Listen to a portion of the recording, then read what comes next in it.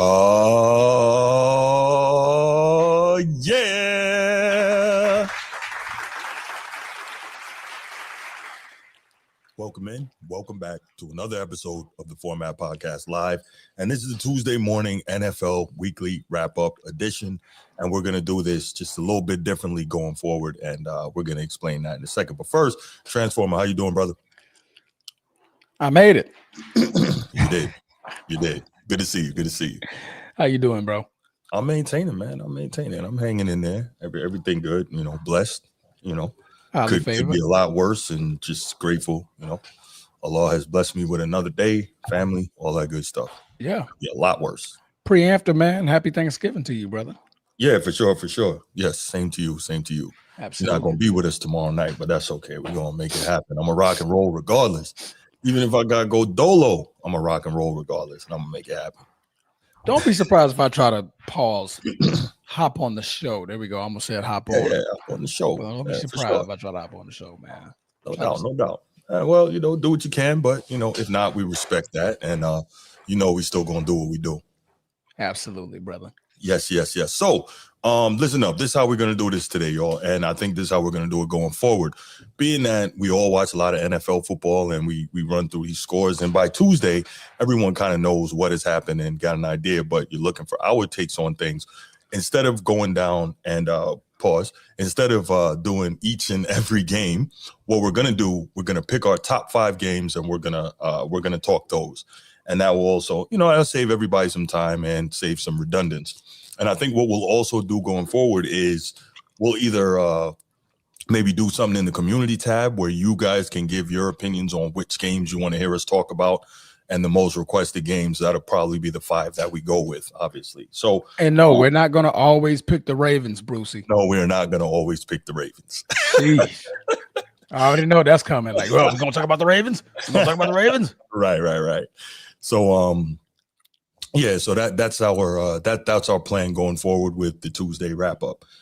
Just to give something different and kind of engage you guys more as well with what we do here. So we're going to do that. Also, let's go ahead, give a shout out to the channel members. You all know what time it is. First and foremost, man, you already know Coach T, host of the Be Ready Sports Podcast. In order to be ready, you got to stay ready, right? What up, Coach T? What up, Coach T? Formerly known as Laker Nation, always Laker Nation to me. Always Laker Nation. But Coach T is deserving of respect as well. So we're going to respect that. Because in order to be ready, you got to stay ready. Next up, it's not that serious. What's good? It's not that serious. Appreciate you, man. You are always there, whether you're here live, whether you're here on the replay. Thank you so much. Chief Sid Bubba. You already know, man. You already know how much respect I have for you, for what you have done for our great nation. Don't stop smiling like that, Transformer. And you already know, Chief Sid Bubba, how much respect I have for you and what you do for our show.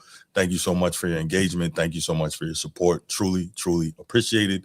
Baltimore Bruce, what's going on, man? How you doing? No. You got it. Chief Sid Bubba. Anchors away, my boy.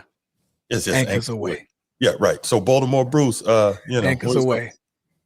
My boys, anchors away. Order arms.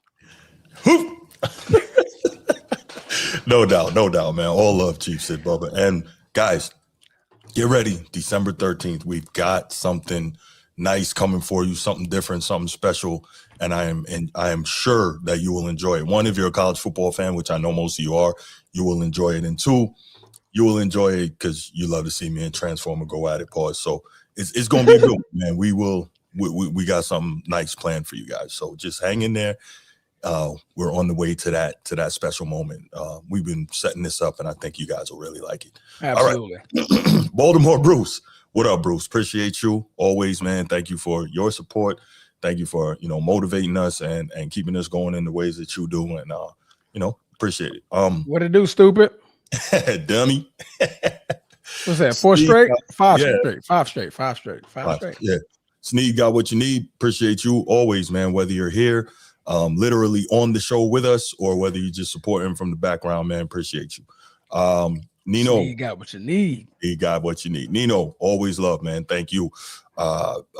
Steve, king of the chat. You know what time it is. Do I have to say anything else? I do. Oh, I Steve King in the chat. My main man, Micah. Micah, shout out New York, man. New York, stand up. Appreciate you. All the support, man. All day, every day. All right. Is that it? I feel like I forgot. Yeah, Nino. Like person. No, I said Nino. You said Nino? Yeah. It's not that serious. Nino, Steve. Coach T. Sneed, Coach T. Bubba. Baltimore Bruce. Bruce. Yeah, that's everybody. Yeah, I think I got everybody. Micah, got him.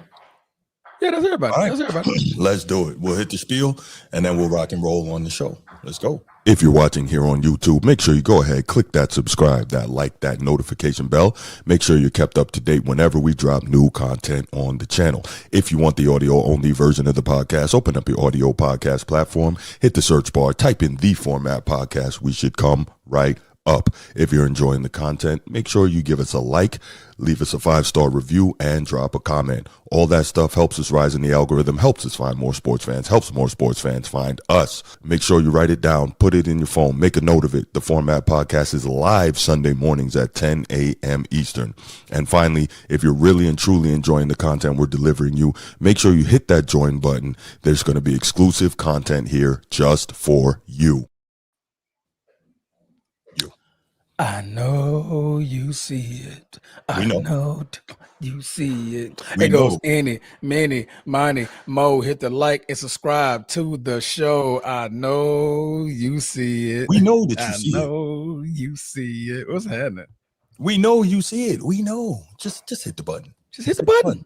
You see it. You see it. Just friends who love sports talk. If you see and you hear us talking, just hit the button. Hit the button. You ain't talking. It's free. It's free. There you go. Let's go. All right, Transformer. Let's get it rocking and rolling, man. All right. So we're gonna go with we're gonna get our top 5. And you ready to start? Yeah. We're gonna start off with the Chiefs and the Colts. Colts. Yes, Colts. Colts. Colts. Colts. Not the Raiders. No. Oh, you're supposed to follow up on this stuff with me, but yes. I didn't see it until just now. I'm like, wait, that's the Raiders symbol. I'm sorry, y'all. I'm sorry, man. I'm working on this, man. I need a producer. I need an intern. I need something, man. It's a lot. But yes, we meant Chiefs versus Colts. Colts, not the Raiders, guys. I know you guys are looking and you're watching at home or wherever you may be watching. Like we're talking Kansas City and the Colts, 23-20. I'm very embarrassed. This is poor work. Oh man. Not the first one, Bruce, man. Not the first one. The first one, bro. I hope that's the last one. But anyway, tuning in to the to one of the biggest games of the week. One of the biggest games for the Kansas City Chiefs. They did not want to lose 3 straight and be falling out of the playoff race. As we know, Patrick Mahomes has not yet to see anything other than a AFC championship game. So what a comeback, down 20-9 in the fourth quarter. The Kansas City Chiefs score 11 points unanswered in the fourth quarter and eventually push the game into overtime, in which they win by 3. Patrick Mahomes putting up 230, I believe, 230 or 240 in the second half to really push his team back into the race, man. So 6-5. The Kansas City Chiefs did exactly what I expected to do. I didn't expect the high flying miles from Patrick Mahomes, but what I did expect was Steve Spagnuolo, and I called this Steve Spagnuolo is going to flex his brilliance on the defensive side of the football. Because if you look at the Indianapolis Colts and you look at their all season, they've been scoring without malice, 33, 29, 41, 40, 31, 38, 38, 31. Like those have been the games that they've been winning, and the Chiefs held them to 20 points when they absolutely needed the most. Holding not Saquon Barkley, but Jonathan Taylor, my MVP for the season, to 16 carries and 58 yards. Not a good game from Jonathan Taylor, and also keeping Daniel Jones in check for the most part within the second half to not come away with the victory, man. So what was your thoughts on the Colts and the Chiefs? The Colts and the Chiefs. Yeah, again, my apologies, y'all. But the Colts and the Chiefs, you hit the nail on the head, Transformer. Spags did what Spags does, and he made the Colts play left-handed, so to speak. Not there's anything wrong with playing left-handed. I'm left-handed myself, but not the point. No, but he took away their biggest weapon. That's Jonathan Taylor, 16 carries, 58 yards. And I think also, we saw that blueprint, that template get laid out earlier in the season by the Steelers, right? Yep. If you can keep Jonathan Taylor under control, you have a really good opportunity to win the game. And let's keep this in mind. Jonathan Taylor's long run of the day was 27 yards, which means he ran 15 times for 41 yards. Not 41 yards, 31 yards. 31 yards, yeah. Right. So other than that one run that he broke off, he got completely shut down. And that is clearly the way to beat the Indianapolis Colts. Daniel Jones, again, to your point, Transformer, not a terrible game, right? 19 for 31, 181, 2 touchdowns, no turnovers. And I think that's big. And, they being the Colts still could have won this game, but the Chiefs showed it. And even though Mahomes had a turnover, he played brilliantly, as you mentioned, a fantastic second half. And big thing, Kareem Hunt apparently took this personally and outplayed Jonathan Taylor in the running back matchup. So that was huge, man. That was huge. No, it was definitely huge. Early in the game, Kareem Hunt had a fumble. The Chiefs turned over the ball twice. Yeah. The Chiefs turned over the ball twice and still held the Colts to only 20 points, man. That shows you the brilliance of what Steve Spagnuolo can do for that team. Especially, like I said, especially in that second half, holding the Colts to 6 points in a game to where they were up 11 going into the fourth quarter and unable to score anything in the fourth quarter, and eventually wasn't able to get anything in overtime. So Steve Spagnuolo, man, I told you he was going to flex his brilliance and show why the Kansas City Chiefs are a formidable opponent, just like Coach T just said in chat. They're a formidable opponent, man. If they make the playoffs, you're worried. You're worried. Absolutely worried about that team. Yeah, man. You can never not be. Yeah. Every time you think they're finally about to go away, they do one of these. They do one of these. Yeah, they do one of these. Real quick, let me shout out to my brother in the chat. What up, G? That's my brother. G. That's my battle buddy. What's good, man? Appreciate seeing you here, fam. Yeah. Yeah. But running the ball for 41 carries, 148. Gotta get it done. Yes, sir. Gotta get it done. Yeah. Not the sexiest, per carry average, but that will get it done. Yeah. That shows you right there. That's time of possession. That's controlling the clock. That's If they don't turn over the football, man, this could have actually got pretty ugly for the Colts. Oh, for sure. This could have got ugly. Yeah. I mean, the Kansas City Chiefs, damn, they had 500 yards in offense. I was just about to say 500 yards. Right. Yeah. So even with the addition of Sauce Gardner on the secondary, Patrick Mahomes was still able to get 352 yards passing. So that is 500 total. 352 plus a $148. That's 500 yards. So that's 500 on the nose. That's right. 500 yards right on the nose. Granted, the interception, the tip ball towards their own red zone. Wow, Ravens back in first place in the division, and G pops up. Thanks. That's funny. That's a good one, Coach T. Hey, man, G, man. One thing you know about G, unless you talk about the Ravens, he don't care, bro. Listen, no, he don't care. He bleeds purple and black. He just does, and I respect that. Got to, man. You got to. Love G, man. We got to have G on. Yeah, no, this was what, you got something? Oh, no, an alert came on my phone about something else. Yeah, and right when you said that, my watch vibrated. I was like, oh, is something going on? Are we getting something? I thought we was going to have breaking news. I'm like, no trade going on. Yeah. Well, unless you're in the NBA, of course. The NBA can make a trade, but that'd be about it. But yeah, big win for the Chiefs, man, keeping themselves alive in the playoff run and, pretty much shutting down a really, really good offensive team, one of the best in the league. So absolutely. I think that was a huge win. Almost held them to 250 total. So damn it, doubled the yards offensively. Yeah. You know what I mean? So shout out to Steve Spagnuolo, man, giving this chance, giving Patrick Mahomes, more opportunities, giving Andy Reid more opportunities to, hey, when you guys get the ball, go score. I'm doing my job. Defense, Chris Jones and them boys, they doing their job. Right? So good job, though. Good win. Hope you discuss how Buffalo needs to needs to be liberated from McDermott. McDermott and Brandon Beane. So actually, this is not, that's a great topic. That might be something we need to discuss coming up. We weren't going to discuss that on this particular show, Brandon Goodwin. But I appreciate you, man. If you haven't already, man, hit that like and subscribe, bro. Appreciate you being here, though. Thank you. Shout out that suit, though, man. That suit in that profile pic, bro. That thing looks tight, bro. Doing it. Yes, sir. All right. You got anything else? No, man. Oh, okay. Hey, shout out Spags, man. You already know. Hey, Spags got it done, bro. He usually does. He got it done. So, speaking of the Browns, shout out to San Francisco Niner Y4B. It's a weird name, but we're gonna go ahead and talk about him. But the Browns prevailed. Shadur Sanders in his first career start is the first Brown in I don't know how long, since way before I was born, to win in the rookie debut. I thought it happened last in like the 90s. Was it the 90s or the 80s? I thought it was the 90s, but still, it's been a long time. It's been a very, very long time. Yes. But Shadur Sanders prevails, 11 for 20, 209 yards, a touchdown, and an interception. Showed promise that he can get the ball down the field. That's been their biggest bugaboo. They're not able to stretch the field, get the ball down there, and he was able to do that. But what did I tell you about Geno Smith? How many times he got touched, Bruce?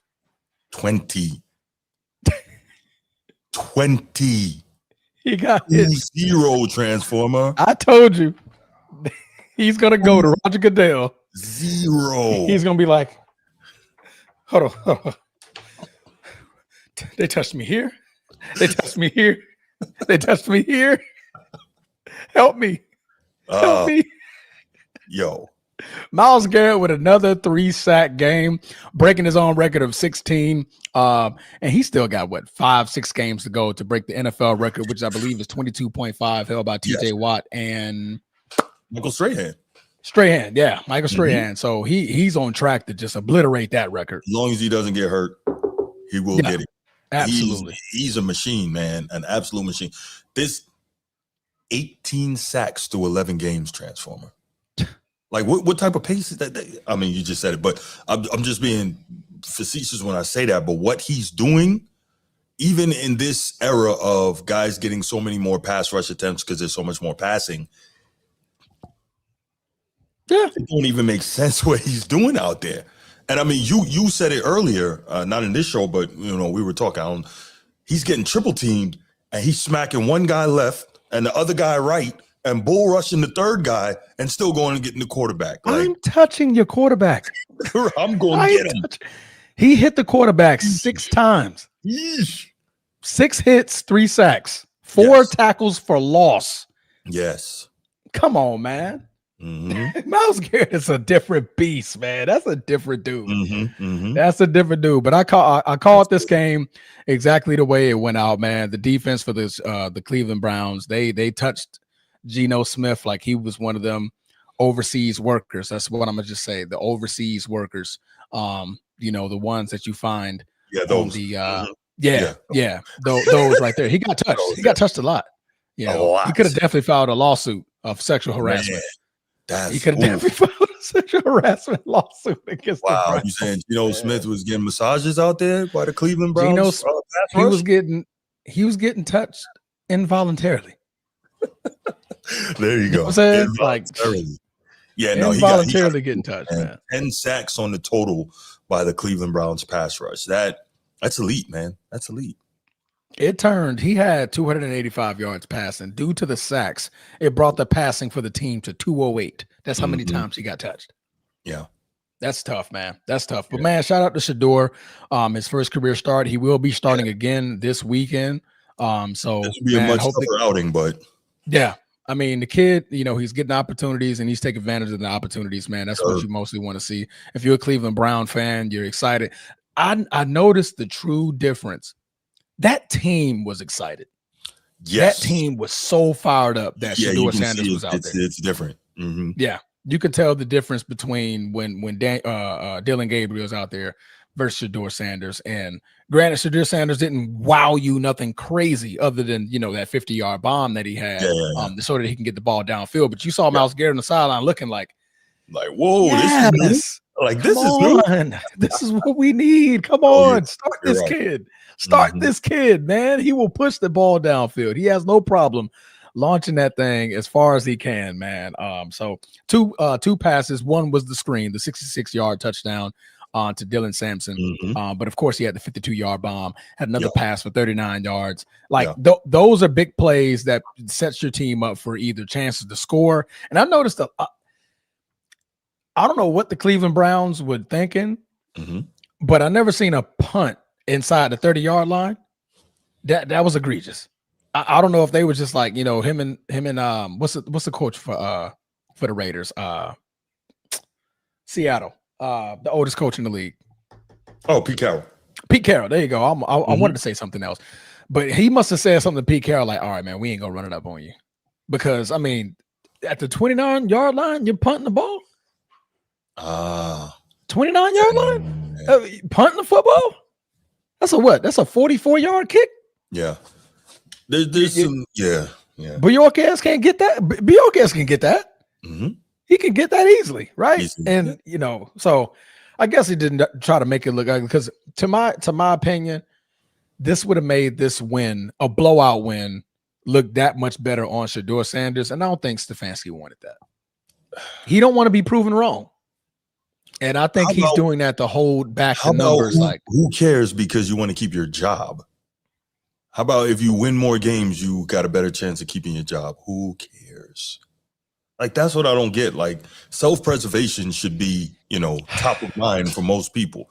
So you would rather, you don't want to be proven wrong. So you'd rather be on the breadline instead? I mean, help me out here. I don't know. Okay. I don't know. Like, quote, Snead got what you need. The Browns are going to find a way to Brown until they get the right staff up in there. Yeah. They got to get the right staff, and you got to get you got to get the right front office, period. The right front office around this kid, man. Shedeur Sanders is the answer. Shedeur Sanders is your answer, right? You know what just occurred to me? Transformer, I didn't even think about this. What's that? In the realm of Shedeur, right? Granted, he's wearing the red jersey all week, but he gets to play against one of the most ferocious pass rushes in the league every day. That's got to prepare him for pretty much like, if he could deal with that, he'll be all right with whatever else. That just occurred to me. Yeah. I mean, well, this was probably that was his first week playing against the first team defense. Because he hasn't been playing with the ones until last week. That was his first week. So, I mean, even he said it himself. I mean, granted, he's talking a lot. I like, but I dislike some of the things that he said. Shedeur Sanders. I mean, it was a lot of give me. You see what happens when you give me a week, don't do that. The thing he's saying, and I get it. He said, just give me the fucking opportunity. Just give me the opportunity. I can show you exactly what I did in Jackson State and Colorado. I can do it in the league. I can do it in the league. Just give me the opportunity. Give me the reps. Allow me to build some chemistry with this team. And I can show you guys I can push the ball down the field. If you guys play around me and set some plays up for me, I can be successful. Right. But you saw, man, that team rallied. They were like, yo, they did. Yes. They did. You can see it fans was hyped. Feeling. Exactly. Yeah. So that's what you want from a Cleveland Browns team, man, with a defense like that, because you want to keep Myles Garrett happy. He's like, man, get it to the point where I know that the Raiders got to pass the ball. And when I know the Raiders got to pass the ball or a team got to pass the ball, I can pin my ears back and go get them. And then also remember, at one point it was 14-0, right? Yeah. So when you're 14-0 and you got an opportunity to stick, hungry defense like that, you can really go get them. So, there's that. Let me say this, Transformer. You mentioned kind of what you heard in the post game, right? And I can't agree with you more. So let me start by saying this, right? Two things about me. Obviously, I'm a communication grad, as y'all know, and I went to school for that and journalism, right? So I get it. I'm also 47 years old, not 22 years old. So I've had a lot of life experience and a lot of opportunity, learn a lot of things, how to handle myself in different situations, right? That said, I've never been a pro athlete or even a great athlete. I've never had a microphone in my face from the time I'm 15 years old till the time I'm 22, right? So why am I saying all this? You mentioned, Transformer, about you understood, but you didn't completely like a lot of the I and not enough we in his comments when he's being interviewed, right? And that was the first thing that stood out to me, because I'm big on, how I am about, speech and speaking and trying to say the right things and all that. I think that's important, especially at the quarterback position, right? Because you guys remember, I texted you and Snead, I think either before the game or right after, and I'm like, this is what he needs to say, and this is what he needs to do, right? Yeah. And I'm like, first thing he needs to make sure he does, go take your shower, take a minute, get your thoughts together, get dressed, come out looking neat and clean, and go to the podium. then, and I'm going to tell you, if I'm him, this is how I handle it, right? And maybe some people disagree with me, maybe some people don't. But first thing I'm saying is thank you to the Almighty for being here with us and for being here with us, with this team, and allowing us to prepare all week and to come out here and to give our best and come out with a victory. That's the first thing you say, right? Thank you to the Almighty. Because we all know if you believe in such things, you cannot do anything without the Almighty, right? Yep. There we go. So that's first thing you say. Alhamdulillah. Right. Alhamdulillah. Or, whatever your term is. So then the next thing you should say is, first things, now that I've said that, I want to also make sure that I give all credit to my teammates and my coaches for helping us to prepare and putting us in the best position to come out here and win this football game. We all know winning is really hard in the NFL. So what has he done there? Acknowledge the opponent, acknowledge his coaches, acknowledge his teammates. Never a me, never an I, but us and we, right? Yeah. That's how you do it. You got to go to I believe in the Tom Brady school of saying a lot while saying nothing, right? Yeah. That's what you got to do. And we all hear it. The great quarterbacks, what do? Deflect praise, accept blame, right? The only we and I. And that's what Gino did. Should have heard. Right. The only we and I we should hear really is, well, I don't think I did terribly for my first start. There's a lot of things I need to clean up on. I'm sure my coaches will help me get there. We have a fantastic coaching staff here. My teammates are doing everything they can do. So again, thank you to them for helping to put me and put this team in a situation to have success, right? This is what you need to do. Yeah. And then you say, okay, I'll take questions now. And after that, every question they ask you needs to be some version of that. My teammates, my coaches, my teammates, we, us, I need to improve. I need to get better. This is a talented team. I want to be able to help this team achieve its potential. We've got so many great players. You see what I'm saying? Yeah. And you do that, nobody can have any complaints with you. All that sounds good, Bruce. Yes. But you forget that man's last name. But he's a quarterback. He's not a cornerback. He's a quarterback. That man's last name is Sanders. I get it. His dad's DNA flowed all through that post-conference interview. I totally get it. Like, this is what happens when you give me the ball. Give me the ball. Let Booby spin. Let Booby spin, bro. Put Booby in. Put Booby in. Right? No, I totally get it. So, like, I respect it. I get, but like I said, it was just a little too much because, like you said, it's the quarterback. When you're the quarterback, you have to be a little different in the post-conference interview. If you're a receiver, I'm fine with that. Yeah. If you're a running back, I'm fine with that. Defensive end, I'm fine with the way you talk. As a quarterback, it's just it got to be a little different. Yeah. But again, I look at him, I'm like, I can see the smile, I can see the confidence. That's Dion. Like that's his daddy came out in that post-conference interview. Yeah, for sure. Give me first team reps. Give me an opportunity. Right. I can show you what I can do. I can show you that them 4 years in college wasn't a fluke. But you know what that also sets you up for, Transformer? And while he's right in saying heavy criticism. Yeah. That's right. Because now, criticism.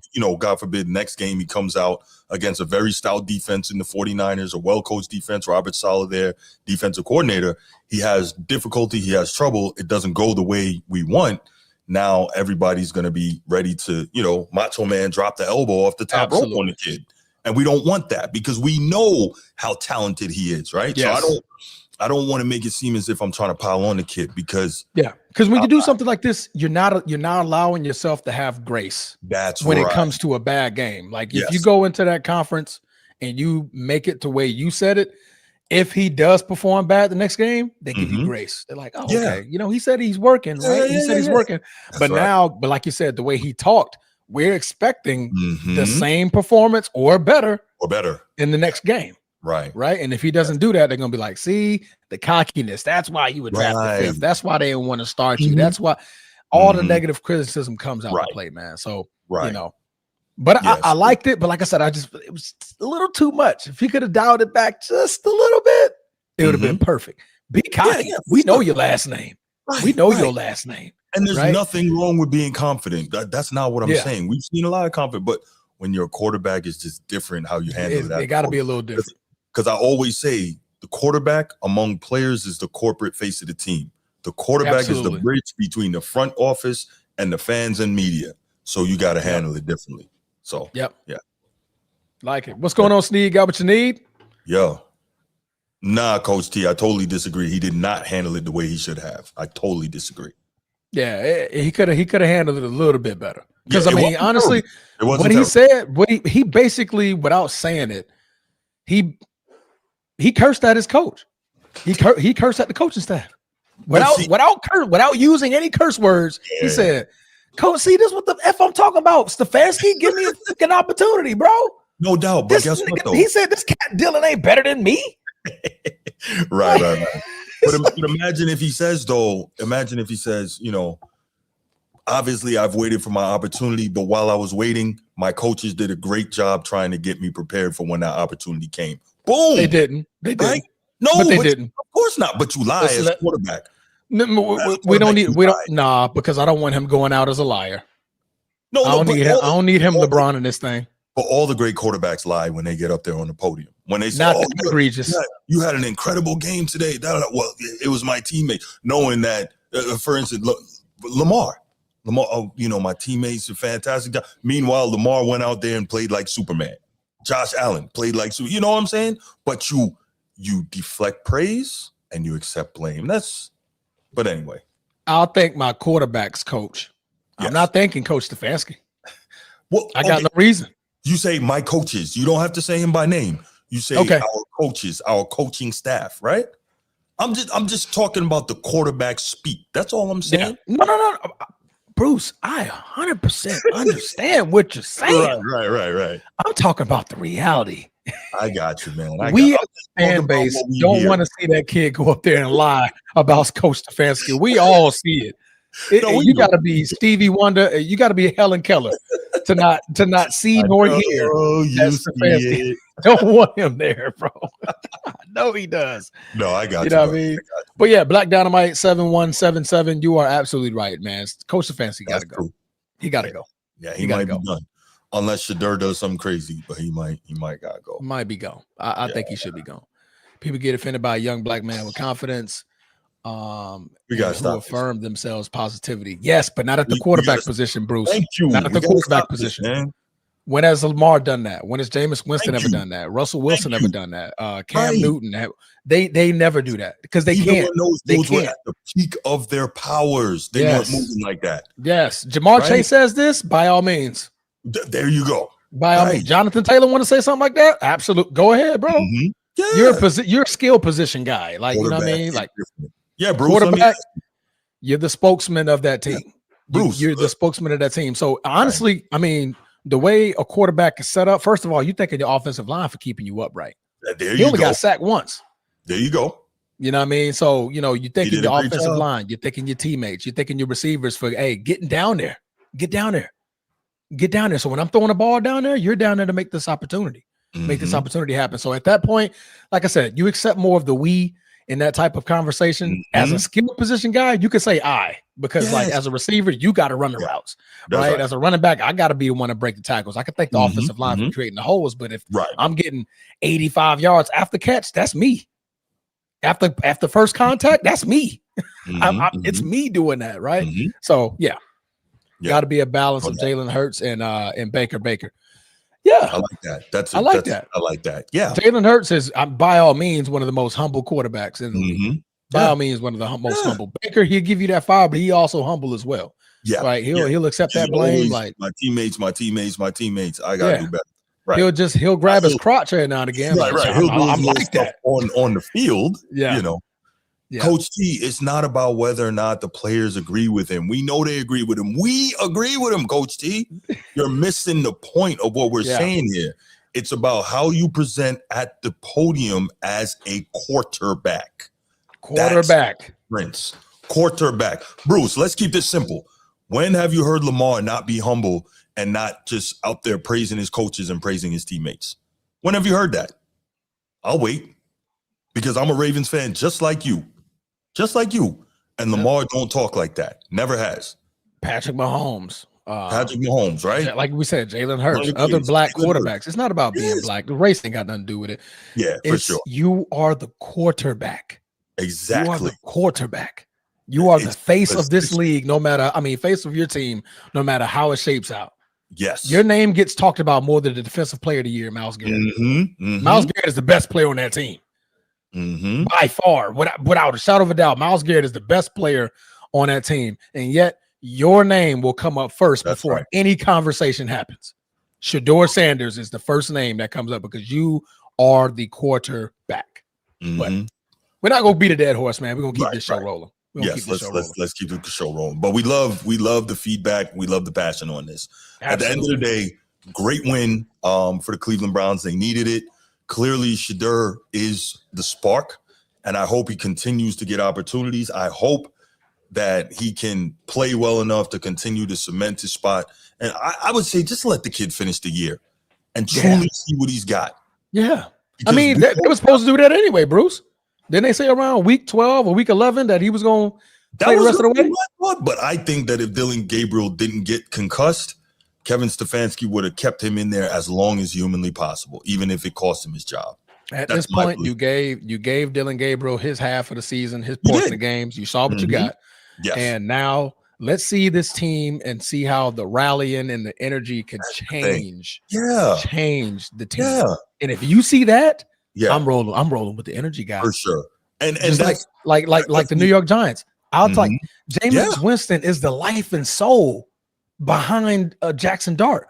Why were y'all putting Russell Wilson in the game? I have no idea. But you notice how that team played so different and they rallied behind Jameis Winston. Last week, the league rallied behind Jameis Winston the way he was playing. Right. His motivation, his talk, his prep. You know what I mean? When a team is behind you, you roll with the hot hand, and the hot hand is whoever the team's behind. Facts. So, but yeah, shout out Shedeur, man. Shout out this win. Hopefully he can go get another one against the 49ers, man. Yes. And go out there and play some good ball. That's right. Everybody, we all want to see the dude succeed. We're just giving little tips on what we think can help him succeed more. Yeah. And SMT Media, the one person who knows more about the Cleveland Browns than the Cleveland Browns will tell you. He will tell you. He'll tell you about the Cleveland Browns before the Browns can get their speech ready. Right? SMT Media is supposed to be teaching biology right now. He got the bat signal went off like they talking about Cleveland. Talking about Cleveland. I gotta get there. Hey, y'all sit down and take this test. No talking, my man. No talking. With the phone and the earbud in. Preach it, Transformer. Right. Preach it, Bruce. Preach it. Come on now, rally behind the kid. That's how coach loses a locker room. Train off the rails. Absolutely, man. Absolutely. Sure. Couldn't say it any better, bro. Couldn't say it any better. But all right, man, we're gonna get on over to the man, boy, the now MVP, who's just by far head and shoulders above. Just, oh my God. Let me pull up his stats. He's cooking, Transformer. He's cooking, man. 30 touchdowns and 2 picks. He's cooking, Transformer. 30 touchdowns and 2 picks. I've never been a big Matt Stafford guy, Transformer, but he's cooking. He's played for Detroit, so I never really cared for him. But even when he played for Detroit, I saw if you could get him a defense or a front office or a coach behind him. Like if he was still playing for the Detroit now, I'm worried about Detroit. Yeah. I'm worried. I fear Matt Stafford more than I fear Jared Goff. Without a shadow of a doubt. Jared Goff Matt Stafford with J-Mo and Amon-Ra St. Brown and Jahmyr Gibbs in the backfield. Oh, I'm nervous. I'm nervous. And you seeing what he's doing right now with 17. First of all, 17 had 8 straight touchdowns. 4 yards or less at the goal line. Hey, Sean McVay said, damn the run. Throw the ball to 17. His first and goal, throwing it. Can I say something about that, Transformer? You want Kyron the Siren to get his love. I know. No, that's not what I was about to say, actually. I was about to say he cost himself by freaking losing that game earlier in the year. All of a sudden, them red zone touches slowed down a whole lot, didn't they? Red zone, throw it to 17. And who does he have to blame for that, Transformer? Himself. Go Irish, Kyron Simon. Himself. That's right. Now, Kyron Simon is still having a great year. No, he is, but I want to be objective here and make it known that he's a big part of the reason that he don't get that he's not getting those touches in the red zone like I'm sure he would want. Absolutely. I got to keep it a buck. Devontae Adams, number 17, guys. If you don't know who 17 is, then you need to Get be paying attention more. All right. Sure. 17 has 10 touchdowns, 19 yards or less to goal line. Who cares? 10 touchdowns. 10. 8 of them came with inside the 5-yard line. Hey. Come on, man. Mm-hmm. First and goal, throwing it. Second and goal, we throwing it. Because the first time, okay, that was luck. Second time, no, you ain't getting Devontae Adams 2 times in a row. That man is going to beat you off that line. That man is so great. He's going to be a top 10 receiver in history. He's going to go down as one of the top 10 greats. The man is that good, bro. It's tough. It's going to be hard to keep him out of there. That receiver position is tough. Yeah. That might be a topic another day. But that receiver it's a loaded conversation. Man. Bruce, he's still going. I'm not saying that he's not. I'm just saying, like you said, top 10. Like that's tough sledding right there, bro. You go back and look at receptions, touchdowns. We got 3 out the gate, right? Yeah, top 5. Right? Yeah. Top 5. That's a tougher conversation. Okay. Top 10. Larry Fitzgerald and some of these other Ike Bruce and Chris Carter. This is real. Yes. Mike Holt, you know what I mean? It's some receivers up there, but man. Nah, transform about 11. 11? I mean, even if it's 11, that's still arguable top 10, bro. Right, he's saying that like you. If he just said top 20, okay, now we 15 or something. He said 11, bro. 11, that's right there next to 10. Come on, man. No, man. No, Be Ready Sports Podcast is not Green Bay loyalty, man. It's the fact that even after he left Aaron Rodgers, he's went to 2 different teams and had 10 plus touchdowns with both teams. Oh, he's the only receiver to do that. That's a great stat. That's a great freaking stat, bro. I like that. The man, and obviously he's in year what? I would say this is year 11, 13? Maybe, or 13. He's somewhere up there. He's like 32 years old. This man is still unguardable. That's a really great stat. Still unguardable, bro. I like that. I like stats like that. Yeah. I mean, you go back and you look in receptions. If he finishes out the year, and of course he's gonna play another year. If he plays another next year, if he gets about 50 or so receptions, he'll be top 10 receptions of all time. Oh, there you go. I mean, the only thing I'll say about that, and this is not to take a shot, with the way the game has changed, we can't just look at raw receiving numbers for wide receivers now. So we got to. I look at his feet. But no, I'm with you. I'm not saying that he can't be what you're saying. All I'm saying is top 10 receive. That's such a tough. What's the word I'm looking for? That's a tough line to cross. That's all I'm saying. Arguably, I got you. Arguably, I think top we may 10 have to make that into a topic, Transformer. And granted, like I said, he's not done.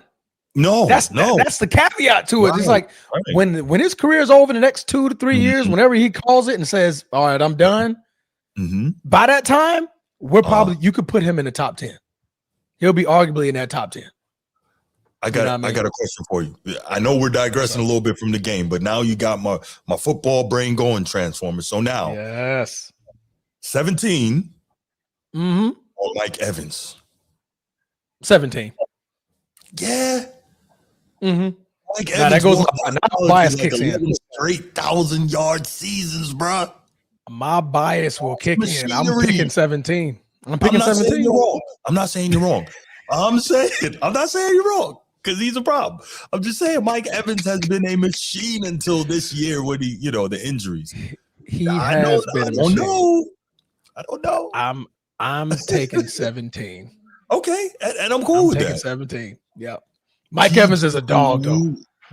Who's this? Is this? I don't know. He'll bear down, man. Take that damn comment down, man. No bear down shit on here. Can you show TJ some love? He has not been here.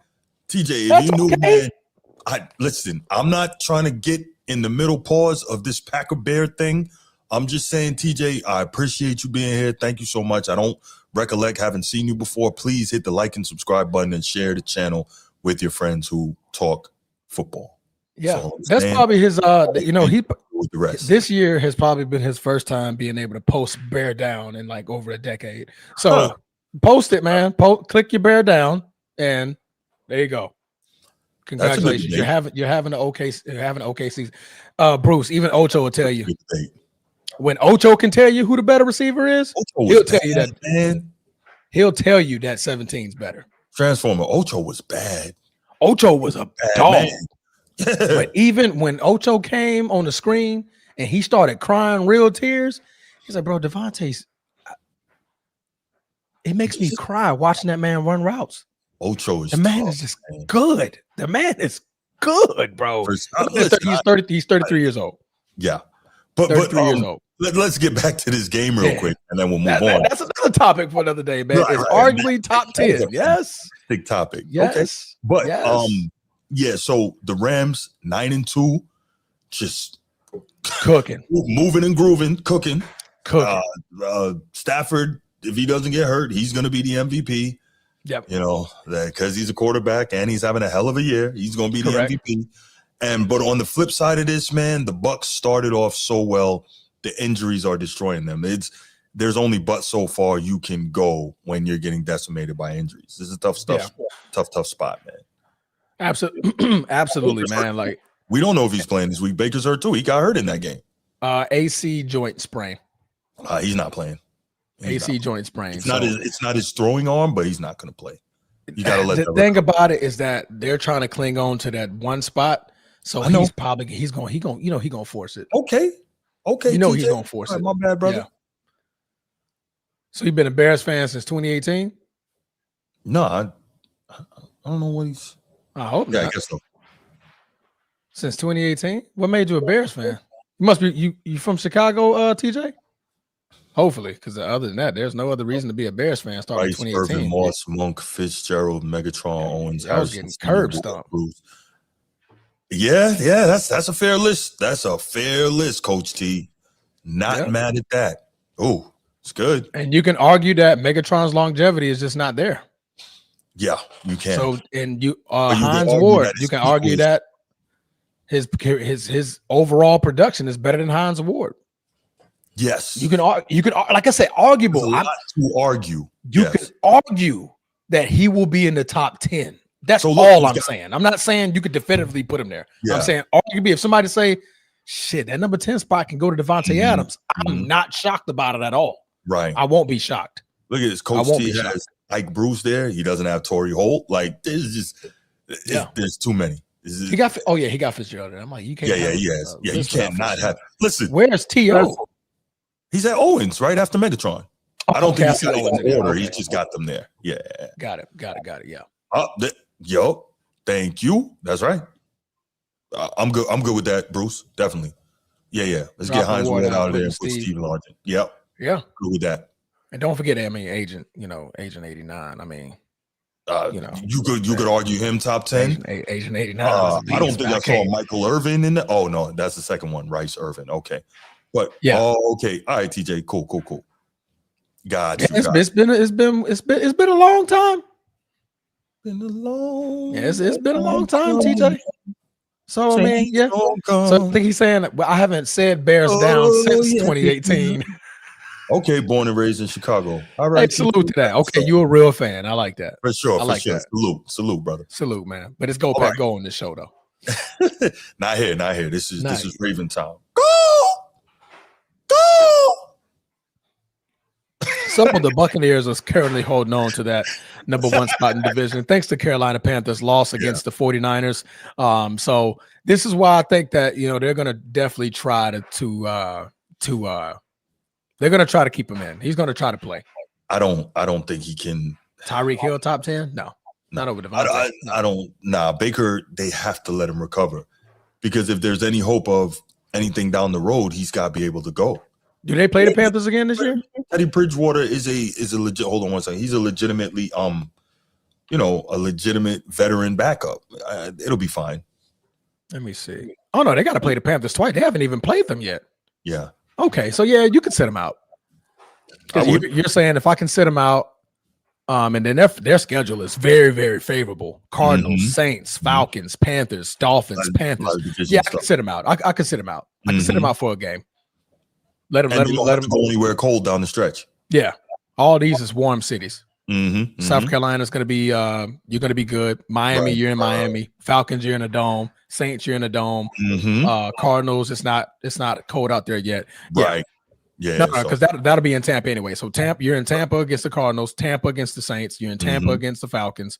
The only time they're on the road is in South Carolina and Miami. Yeah, they're fine. Yeah, you're okay. Gonna be fine. Okay. But yeah, man, end of the day, man, the Rams are serious and they look like the best team in the NFC right now. They look like everything is going to flow through Los Angeles. That's what it looks like. And think about it. They're in a perfect situation. They get that home field all the way through in SoFi. Yeah.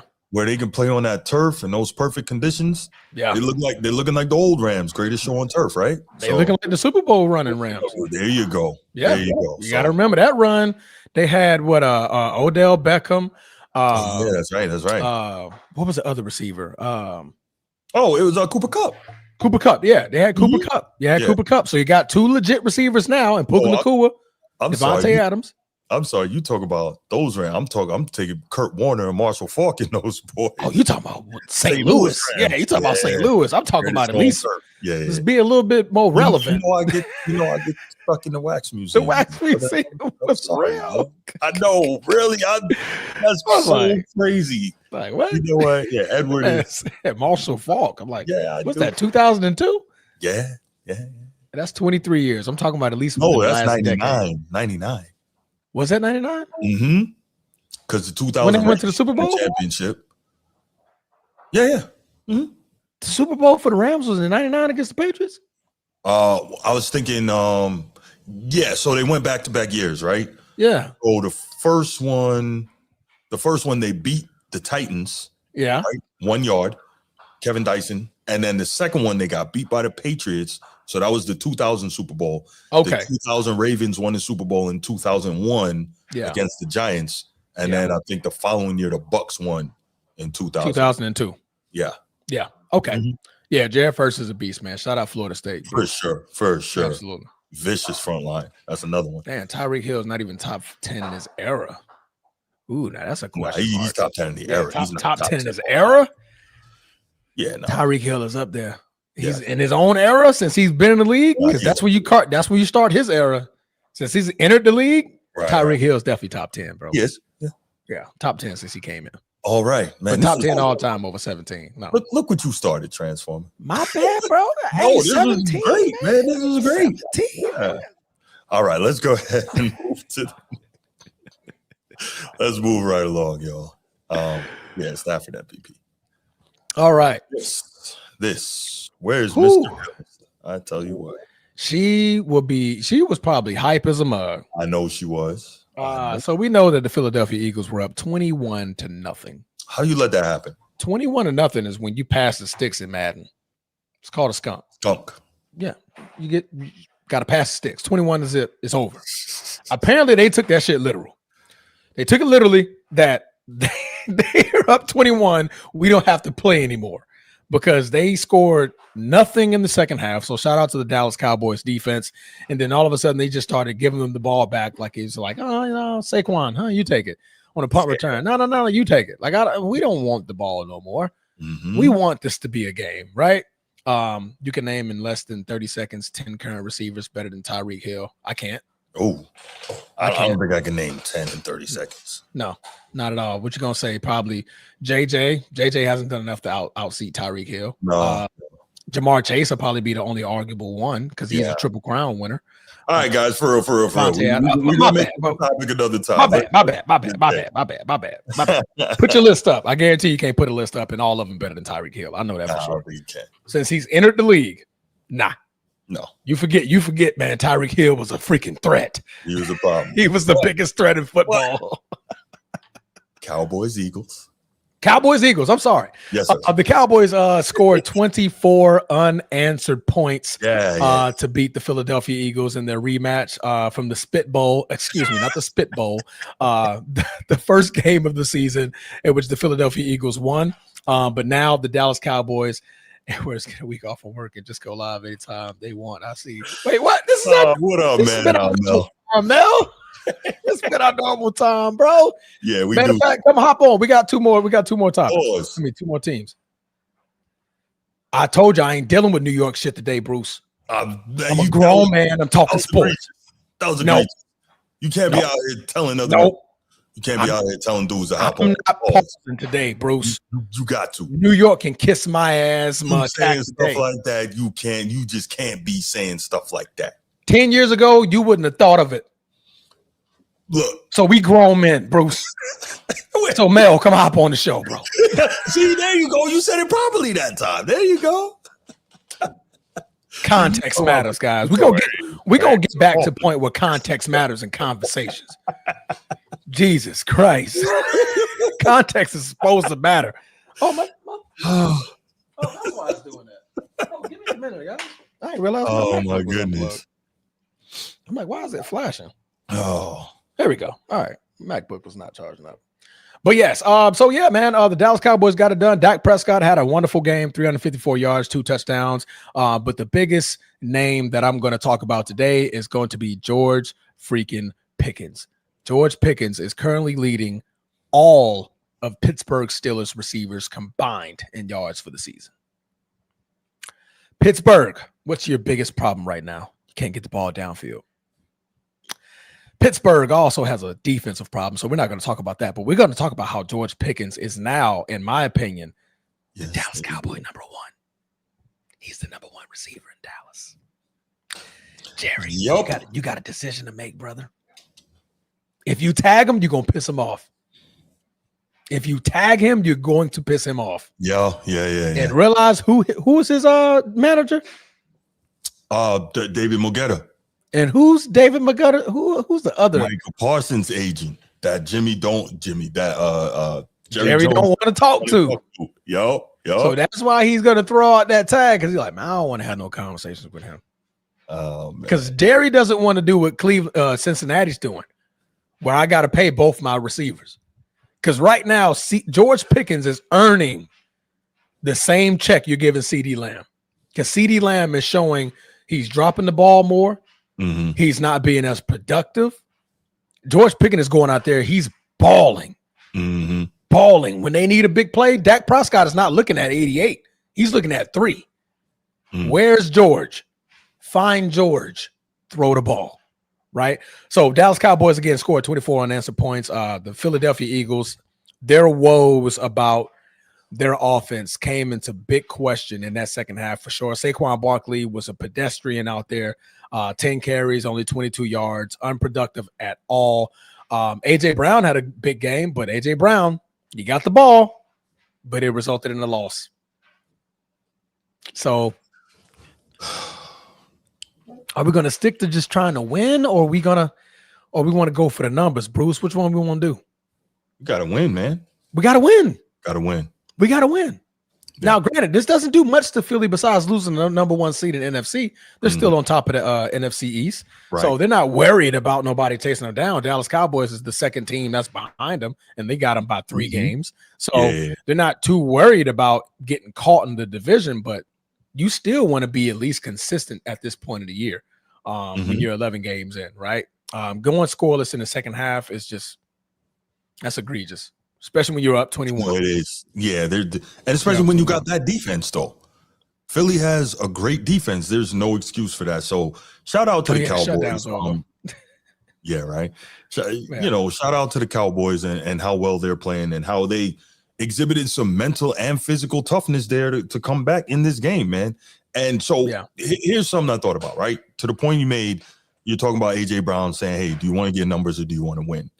Well, here's the thing. For A.J. Brown, he's already a champion now, right? But at the receiver position, winning is not viewed the same way. If you're getting busy, that directly affects how you get paid, right?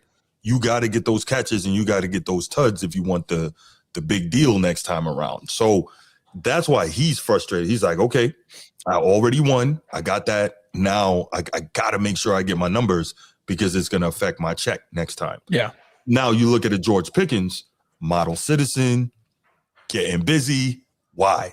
Contract year coming up, right? He has to get his dough too. And at that point, it's going to be very interesting to see, as you mentioned, how Jerry is going to interact with David Mogetta and the George Pickens situation. Because I'm sure Mogetta is going to tell George Pickens, do not get lulled into any contract discussion with Jerry, period. Don't do it. Don't talk about contract with him because we saw what happened with Micah. That's my job. I'll deal with that. So, yeah, it's interesting. Black Dynamite, I get you when you say Kellen Moore should have stayed in Philly, but let's be real. If you're an OC in the NFL, your job, your desire clearly is to be a head coach at some point. So when you have the opportunity and it opens up, you're not staying in most cases, unless you just know that you're that good and you're waiting for your dream spot. In most cases, when a head coaching opportunity opens up, you're going to take it. Even if it's a bad spot and you're going to fail the first time around, you learn from that experience and hopefully get another shot at it. But there's no way Kellen Moore was going to stay in Philly. And especially, remember, they won a chip. So it's not like he's saying, oh, I'm going to come back and we're going to win a championship and then I'm going to try it again. Nah, they won. And he was a very good OC. So now he's saying, oh, I got a shot at being a head coach. Let's go get it. So, I think that's there's no way he was going to not take that job given the opportunity.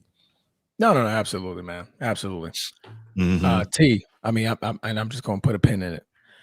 Since Tyreek Hill came in the league, sir. Antonio Brown, no. Julio Jones, they were before Tyreek Hill. Mm-hmm. Since Tyreek Hill got in the league, what, 2017? 2018, maybe? Julio wasn't as dominant as at that point. He probably had like one, maybe 2 seasons after that. You know what I mean? So, and again, Amon-Ra St. Brown, I'm putting him over Tyreek Hill. Has he done enough? Come on. We got to answer these questions. I said since Tyreek Hill has entered the league, you got to go against his contemporaries. Stephon Diggs, not really a contemporary, you know what I mean? Like Antonio Brown, not a contemporary. Julio Jones, not a contemporary. DeAndre Hopkins, not really a contemporary. DeAndre Hopkins has been team hopping for the last 3-4 years. Team hopping, D-hop, team hopping. And Cooper Kupp only has one dominant season. That was his Triple Cup season. Triple Crown. Other than that is crazy because you would have thought that he had more dominant seasons than that. Yeah. Look up Cooper Kupp's numbers are they're close. Yeah. Right. Yeah. But I'm sorry. I'll digress. I'll digress on that conversation, guys. That'll be definitely another one for another day. But before I go, Cooper Kupp only has 2 1,000-yard seasons. So be Tony. In this modern era. And he's actually one of Tyreek Hill's contemporaries. Mm-hmm. He's only had 2,000-yard seasons. Right. One of them was the Triple Crown season. Yeah. Come on, man. Yeah. Tyreek Hill has been like that, bro. Tyreek Hill is like that. Yeah. Mike Evans? I don't know if I consider that one of his.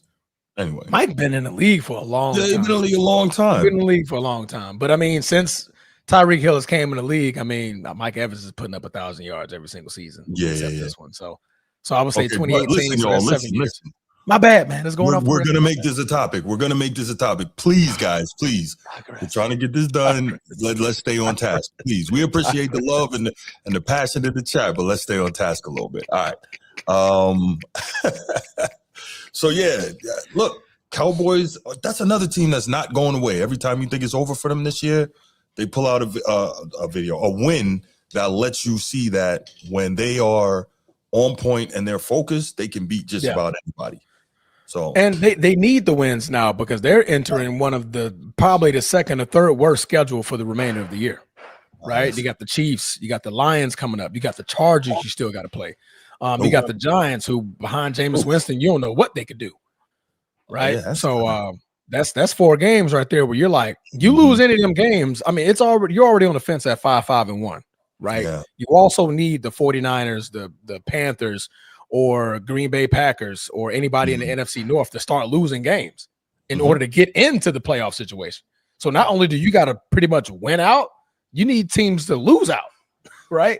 At least by 2 games. You need to outpace them by 2 games. And unfortunately, can't do it for Green Bay because they got the tie. Like it's a tie against us. So at that point, it becomes conference games, and I think we hold the lead in that. So you're going to need 3 games. Right. So it's tough. I think they got like a 9% chance to make the playoffs, but they're putting out wins, man. This was a win that they needed. If not, that their season was definitely over. But again, one of the divisional games, they're going to play again this Thursday. So we're going to see what and you're playing the Chiefs now. Mahomes is hungry again. He's like, I'm trying to make it back to I got to make it to the postseason too. Yeah. Right. So I think that's probably going to be the best game this weekend. I mean, this Thursday. Which one is that? I think the Chiefs and Cowboys. I think that's going to be probably the best game to watch. Yeah. Yeah. I mean, granted, Green Bay Lions game, I think that can go nip and tuck for a while, but I think the shootout is definitely going to be Kansas City and Dallas. Yeah. Absolutely. Fair. No, very fair.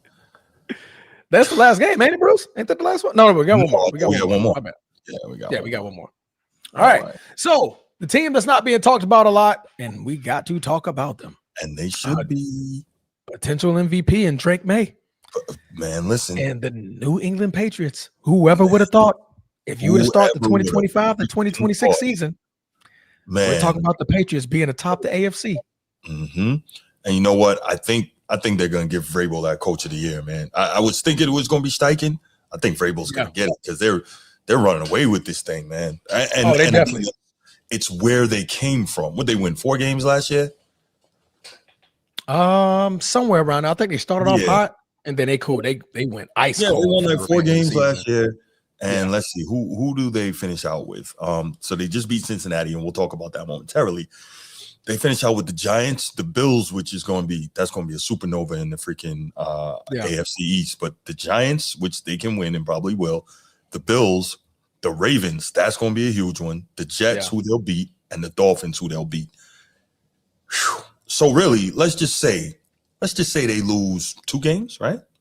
Yeah, they're gonna finish 13-4, bro. If they lose 2 of those games, let's say Buffalo and Baltimore, they're gonna finish 13-4.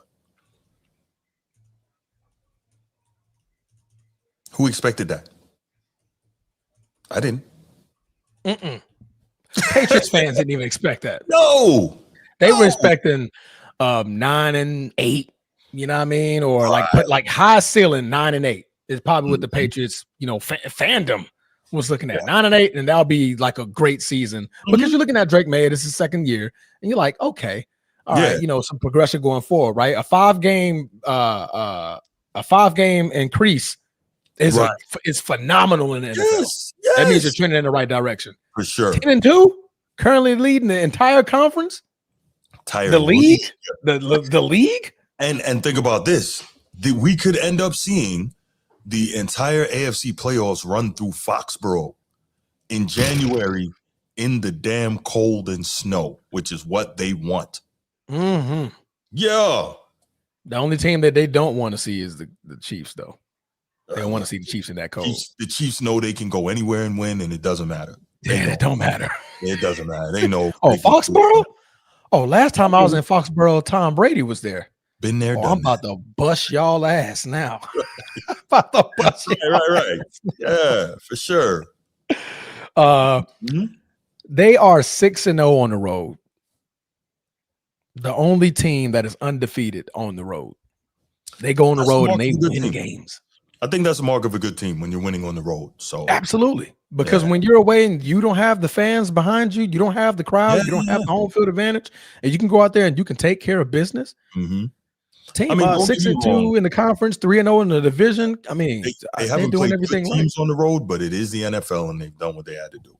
Yeah, because honestly, you're outpacing the Bills, who we had winning that division for sure, and you beat the Bills already, right? So, I mean, I was keeping them on the fence of putting them in, any top 5 conversations, but 10-2, I can't keep you out of it now. Yeah, I mean, you're leading the conference. I can't keep you out of it. I can't. Now you can look at this game, and the game that we're talking about is the Cincinnati Bengals, but no, it's tough to keep him out of there, man. Drake May is he's playing great this year. And I told you this last year. I like Drake May. Drake May is going to be a nice quarterback. How good is Drake May, man? Yeah, Drake May. I said, I'm like, I like what I saw in that kid. He's currently leading the league in passing yards. He's 4th in the league with 21 touchdowns. He's tied with 6 interceptions amongst a lot of quarterbacks. He's ranked 2nd in QBR, 72.7. That's a big stat. That's a big stat, bro. I mean, you're 1st in yards, 2nd in QBR, 4th in touchdowns. Come on, man. in your second year, that's what you want to see. Mike Vrabel again doing a great job with all the weapons that's behind him. Other than Stephon Diggs, I still can't name the other receivers, but there you go. They're winning games. Yeah. They're winning games, man. A lot of games, man. A lot of games. I mean, I'm trying to look at it. Let's go back and let's look at the schedule here. Because you literally just said it, but I totally forgot the remaining of it. Okay. Giants, Bills, Ravens, Jets, Dolphins. They can legit go 3-2. Right. So even if they lose to the Ravens and the Bills, right? They split with the Bills. Those are the two games. That's expected, and then maybe the Ravens can, win that game. 13-4 on the year, man. Because at this point, Ravens are playing desperate.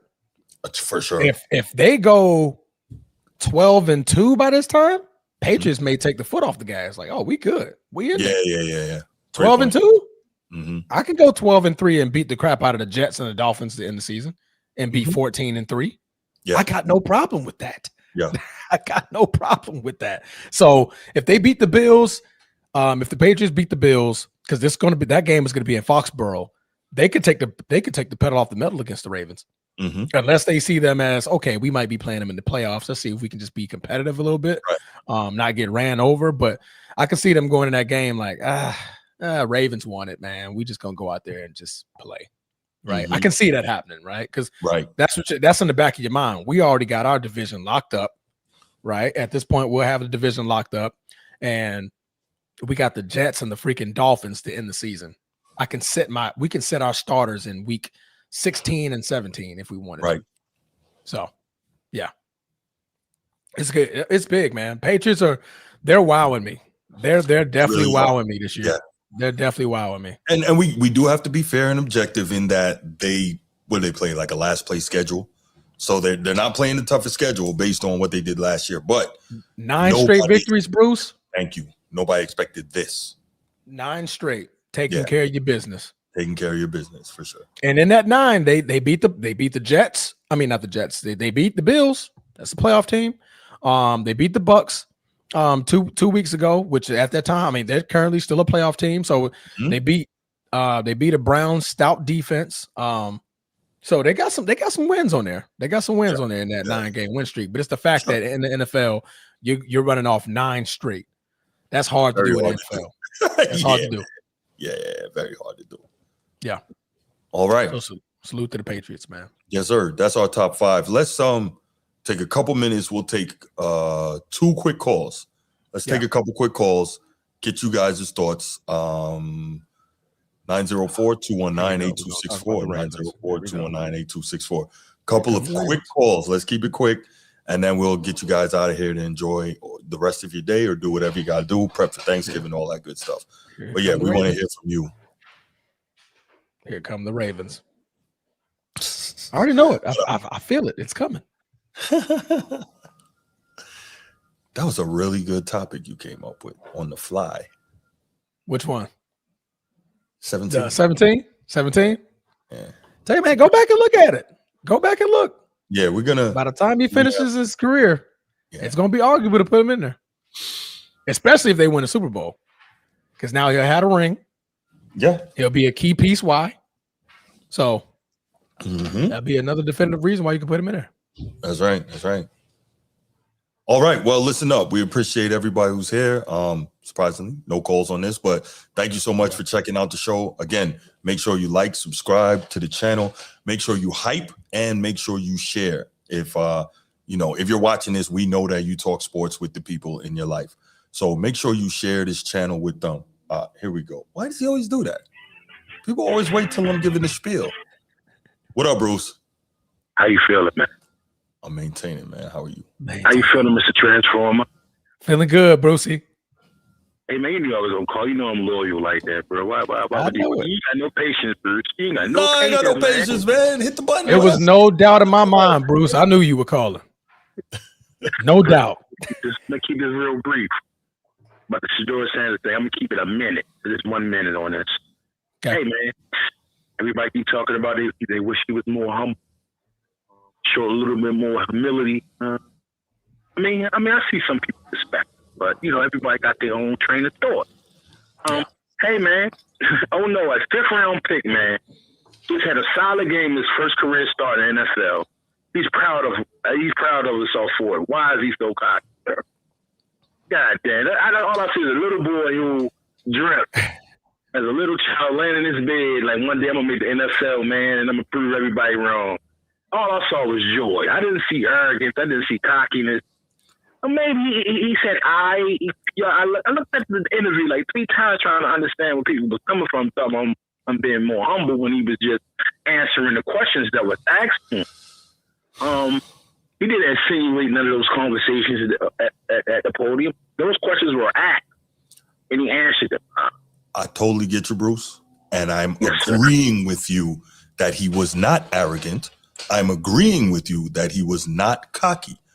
I'm not saying he did a poor job at the podium. I'm telling you how he could have improved it.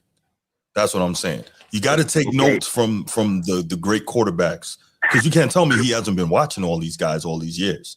And it's not just how they throw or where their release point is or how they step up in the pocket or, how they read defense. It's not just that. It's also the other things about the leadership and the vibe and the, how you represent your franchise as a quarterback, especially if your dream is to be, and what we all believe he can be, which is an NFL starting franchise quarterback. We all believe that he's got that. We do, right? I think we can agree on that. Sir. We just want him to do all the things that can help him display that. That's all I was saying. I don't think he was arrogant or cocky. And the thing, my point on it, Brucey, is that you don't want to put yourself in harm's way if things go left. That's going to open up the floodgates. So like me and Bruce said, if he goes out and he plays terrible against the 49ers, they're going to go back to that conversation, the way you handled that post-conference interview, right? So like if you're showing that. Because granted, he's happy. I'm not knocking the man for being happy, being as he should be. As he should be. The man's happy. He's finally getting the opportunity, right? I'm not saying you shouldn't be happy, but just tone it down a little bit and leave yourself a little grace in your conversation. Just leave yourself a little grace to have a bad game. To go out like, okay, I didn't play well against the 49ers. Now the questions are going to come to you because these reporters, they're assholes. Bruce knows. These journalists, they're assholes. They're going to come to you like, well, you were feeling a little, the conversation was different last week. Let's see what you got to say this week. They're going to start prying at him because they want that content. They want that content because they know he's going to be the topic of conversation if he plays bad, right? So give yourself a little bit of grace by just telling it just a little bit, bros. I'm not asking a lot, just a little bit. Just a little bit. I got you, brother. But hey, did Muhammad Ali had grace? I'm the greatest. I'm the bad man. He was there already. Well, you're right, Bruce. You're right. And that's an individual sport. There you go. That's an individual sport. And he said he said I was saying I was the greatest before I knew I was. And he also talked about it. God bless the dead, that he was also selling fights and selling tickets. Like personality and persona in a sport like boxing. That's different. Yeah. Float like a butterfly, sting like a bee. Okay, I'm gonna move on, bro. But you got good point. Okay, real quick. Yeah. Give me 90 seconds. Go ahead, man. Go ahead. Hey, man. I'm disappointed in the Baltimore Colts, man. I'm disappointed. Baltimore Colts. Y'all had Kansas City did the right to bury them. Now they back alive. Yeah. Y'all had a chance to kill the number one killer in the world, to get him off the map. We'll put him in a deeper hole. Yeah. And y'all was dominating the game in the second half. Yeah. Now, I was so disappointed, man. Like, y'all had Kansas City paused by the balls. Excuse my language. They had the rights. Y'all had them did the right, bro. Okay? Yeah. Played them. We tired of seeing them. That would have been huge for everyone who's chasing a playoff spot, including us. Because the playoffs have started now in the AFC. It's tight right now for that last playoff spot. It's tight. Yeah, the Bears currently hold it. Everybody was probably like within one game of each other. I mean, Jacksonville, Houston, Kansas City, Buffalo was 74. Yeah. Everybody got like 4 or 5 losses. And the goddamn Colts fumbled it. And I was saying about Daniel Jones. He turned to the New York Giants, Daniel Jones, against teams with formidable defenses.